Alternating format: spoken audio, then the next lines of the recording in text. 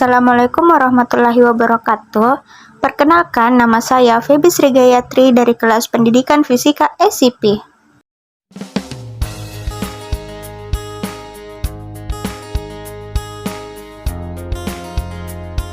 Media konvensional pipet tetes.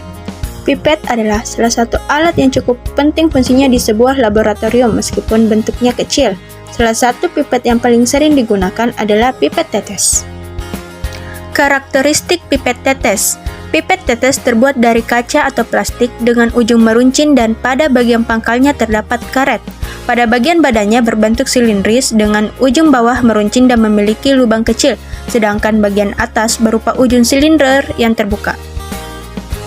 Karet akan ditempatkan pada bagian ujung silinder untuk membantu dalam memberikan tekanan pada bagian kaca. Dengan demikian, zat cair dapat masuk atau keluar melalui bagian silinder. Bagian ujung kaca dibuat berbentuk runcing dengan tujuan agar terbentuk tetesan yang sempurna dan memungkinkan untuk menetes dalam jumlah sedikit.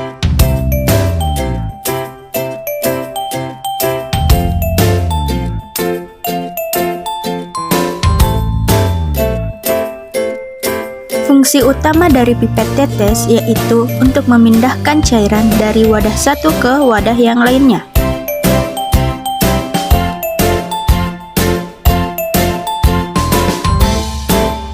Prinsip kerja pipet tetes adalah penerapan tekanan udara dalam tabung yang besarannya diatur dari seberapa kuat kita memencet bagian karet di ujung pipet tetes. Cairan bisa masuk ke dalam tabung pipet dengan cara memperkecil tekanan di dalam badan pipet. Cara memperkecil tekanan di dalam badan pipet yaitu dengan menekan karet pada ujung pipet secara perlahan. Setelah dipencet, maka kita bisa lanjutkan dengan mencelup sebagian ujung pipet dan karet yang kita tekan tadi dilepaskan secara perlahan. Tujuannya agar cairan yang diambil bisa masuk ke dalam badan pipet. Namun, jika Anda ingin mengeluarkan cairan tersebut, maka caranya yaitu dengan memperbesar tekanan di dalam badan tabung pipet tersebut dengan cara kita memencet karet tersebut. Cara menggunakan pipet tetes sebenarnya tergantung dari fungsi dan elastisitas karet pipet. Apabila karet pipet tidak berfungsi dengan baik, maka tekanan yang diberikan tidak akan membuat cairan masuk dan hanya akan terjebak dalam pipet tersebut.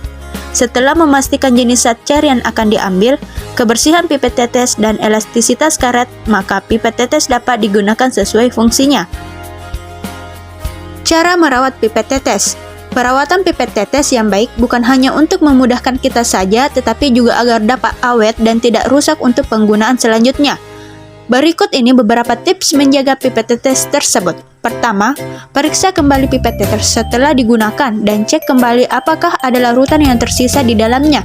Buanglah sampai benar-benar bersih dan berhati-hatilah agar larutan tersebut tidak terkontaminasi dengan bahan lainnya. Kedua, saat melakukan pencucian, sebaiknya cucilah dengan air bersih tanpa menggunakan sabun.